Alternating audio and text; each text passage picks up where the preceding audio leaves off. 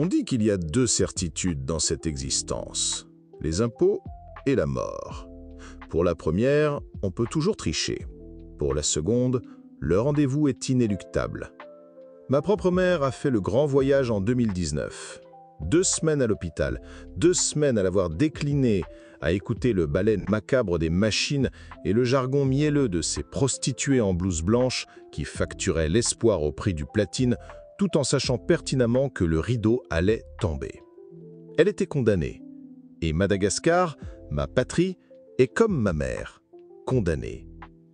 Chaque jour qui passe est une nouvelle métastase, une nouvelle défaillance d'organes. Le pays est foutu, et tout le monde le sait.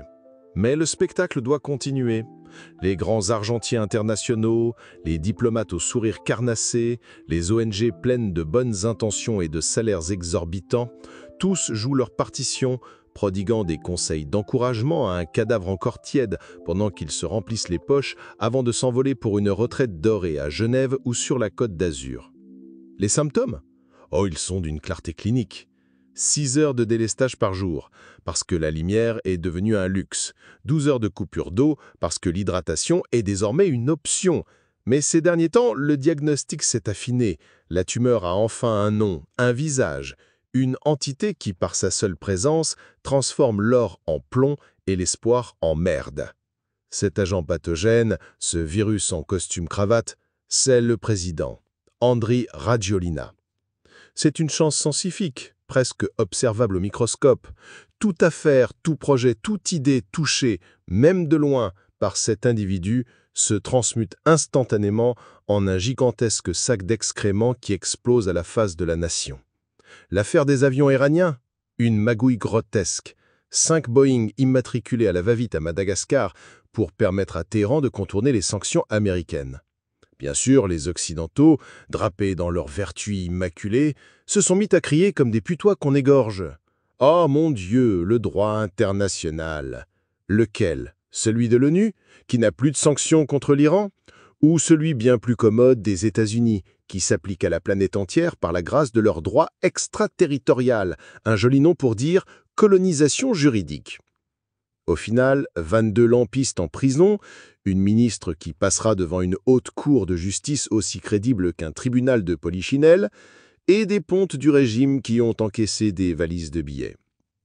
Et le plus triste, c'est que je me verrais bien faire affaire avec les Iraniens. Eux en moins, ils ont du pétrole. Nous, on n'a même plus de quoi faire tourner nos bougies. Mais le génie de Rajoelina ne s'arrête pas là. Il est aussi un architecte. L'architecte de l'absurde. Prenez son téléphérique, un projet pharaonique pour survoler la misère des bas quartiers. Puisque la Compagnie nationale d'électricité est en état de mort cérébrale, comment alimenter la bête ? Simple, avec des groupes électrogènes qui sifflent 1800 litres de fioul par jour. Je répète, pour que ça infuse bien dans vos cerveaux, tout un pays vit dans le noir par manque de carburant, mais on en trouve 1800 litres par jour pour le joujou du président. Rentable, vous dites ? Il lui faudrait 60 000 passagers quotidiens. Après 2 semaines, il en a péniblement transporté 12%. Le machin fonctionne à perte, creuse une dette abyssale, et le jour de l'inauguration, le pouvoir a dû payer une armée de figurants recrutés dans les bas-fonds 1 € la journée d'applaudissements pour faire croire à la ferveur populaire. Grotesque. Et l'autoroute ? L'autoroute, la première de Madagascar, nous claironne-t-il. Une voie rapide qui relie la capitale à 8 km plus loin. Un exploit. Sauf que cette autoroute a des virages à 30 degrés. Un rond-point. Un putain de rond-point. Et des accotements où l'on peut faire son jogging. N'importe quelle demeurée sait qu'une autoroute, c'est une ligne droite, des courbes infimes, pas de croisement. Mais non, le président a décidé que c'était une autoroute, donc c'en est une. Il a même changé la nomenclature. Pas A1, A2, non, ce sera l'autoroute AR. AR, pour Andry Rajoelina. Le type a mis ses initiales sur un bout de route à $1 milliard qui ne respecte aucune norme.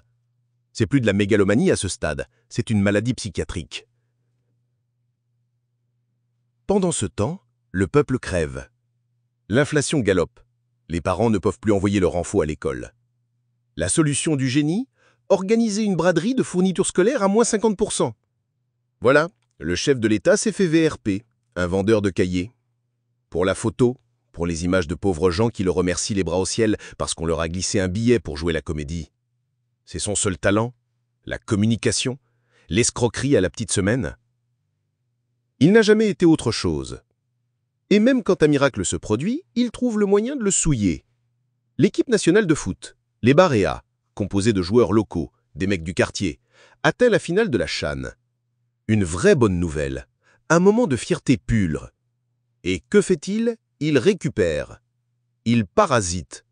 Pour la finale au Kenya, il propose de subventionner le billet d'avion à 50%. Le billet coûte 1 000 €. Il propose donc au peuple, qui gagne moins d'1 € par jour, de débourser 550 € pour aller voir un match. C'est une insulte. C'est le mépris d'un homme qui, il y a quelques années, voulait déjà importer des lions et des girafes pour créer un parc safari, à 400 km du continent africain. Ce type est une honte cosmique. Le corps social se décompose. La prostitution explose. L'insécurité devient surréaliste. La nouvelle mode, c'est de retrouver des membres humains. Un bras ici, la jambe là, jetés au bord des routes, partout dans le pays. Personne ne sait pourquoi. La nation se démembre littéralement. Et le plus terrifiant dans cette agonie, ce ne sont pas les symptômes, ni même le médecin-chef. C'est cette minorité de fanatiques qui continue de l'applaudir, intoxiqués par la propagande. Car admettre que Rajoelina est le plus grand escroc et le plus grand traître de notre histoire, ce serait admettre qu'ils se sont fait berner. Et l'ego, mes amis, l'ego est un poison bien plus puissant que la vérité.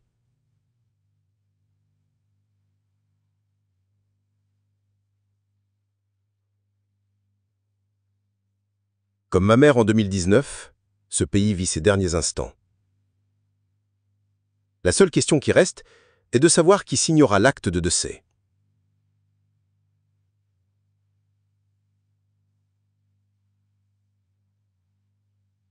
Si l'autopsie vous a plu et que vous souhaitez accéder à mes notes manuscrites, au script intégral et à toutes les sources utilisées pour dépecer le sujet du jour, rejoignez notre cercle de légistes sur Patreon.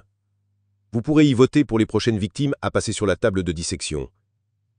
Pour une discussion sans filtre et sans anesthésie, notre canal Telegram vous attend dans la description. Et si le cœur vous en dit, et si vous en avez encore un, vous pouvez toujours cliquer sur le pouce levé. C'est gratuit. Pour l'instant.